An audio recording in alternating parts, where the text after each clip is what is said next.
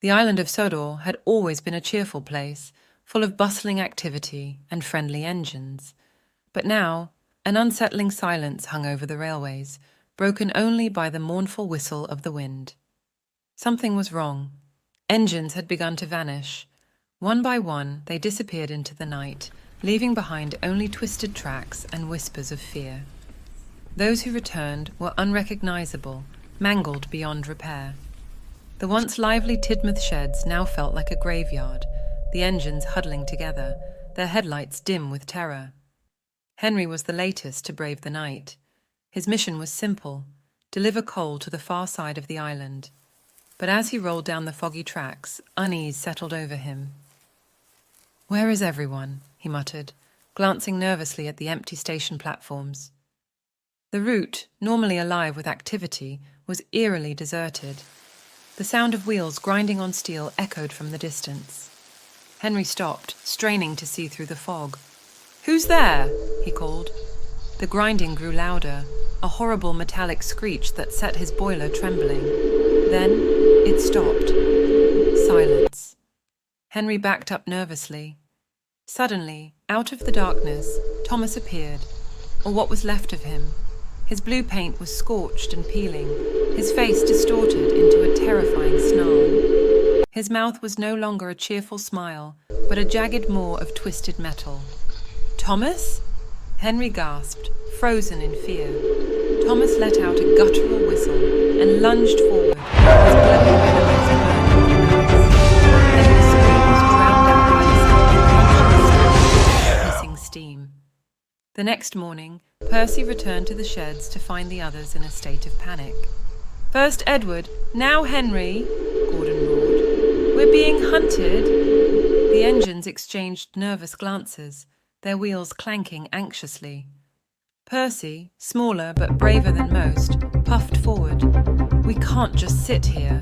I'm going to find out what's happening." The other engines protested, but Percy was determined. He couldn't let fear paralyze him, or the island. Percy set off, his wheels clattering nervously against the rails.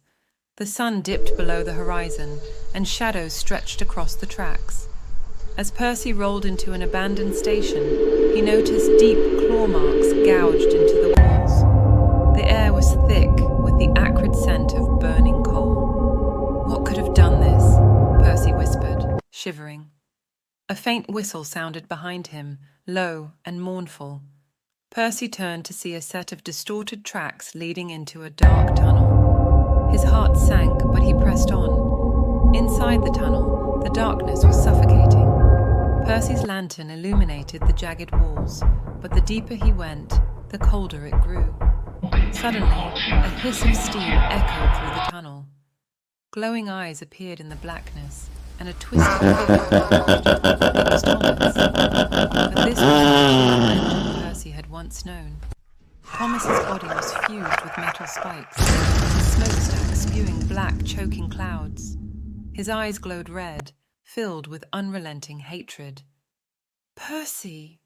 Thomas hissed, his voice a guttural snarl. "You can't escape me!" Thomas lunged, his jagged teeth snapping inches away. Percy screamed and reversed, speeding out of the tunnel as fast as his wheels could carry him. Thomas pursued, his monstrous frame smashing through walls and debris, the tunnel collapsing behind him. The chase led across the island, through dark forests and misty swamps. Thomas was relentless, his whistle a piercing scream that sent birds fleeing into the night. "Thomas, stop!" Percy cried as he raced along the tracks. "It's me, Percy, you're not a monster." But Thomas was deaf to his pleas. "They did this to me!" Thomas roared, his voice echoing like thunder. "And now, they'll pay." Flashes of memory surged through Percy's mind. Thomas's transformation wasn't random, it was deliberate. A jealous rival train had cursed him, twisting his cheerful demeanor into something monstrous. Now, consumed by rage, Thomas hunted his own kind. Percy's journey ended at an old, unused tunnel. It was a dead end, the tracks disappearing into rubble. He screeched to a halt, his wheels sparking against the rails. Thomas loomed behind behind him, his glowing eyes cutting through the darkness. "Nowhere to run," Thomas snarled, his jagged mouth opening wide. Percy's gaze darted around the tunnel. The walls were cracked, unstable. An idea sparked in his mind. As Thomas charged, Percy reversed sharply, his whistle blasting as loud as he could.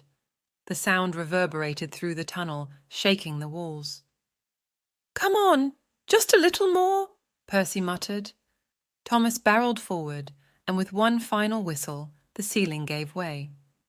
Rocks tumbled down, crashing onto Thomas and burying him in a cloud of dust and debris.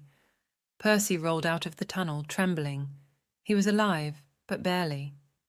He looked back at the rubble, his heart heavy with sorrow. "I'll find a way to fix this, Thomas," he whispered. "I promise." Back at Tidmouth Sheds, the other engines crowded around Percy, relieved to see him alive. "Did you stop him?" Gordon asked. Percy hesitated, glancing back at the horizon.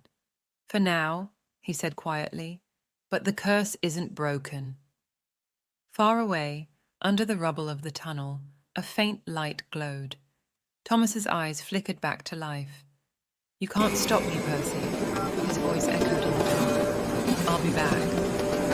The island of Soho was quiet once more, but the peace was fragile. Somewhere in the shadows, the cursed Thomas waited, his whistle a haunting promise of the terror yet to come.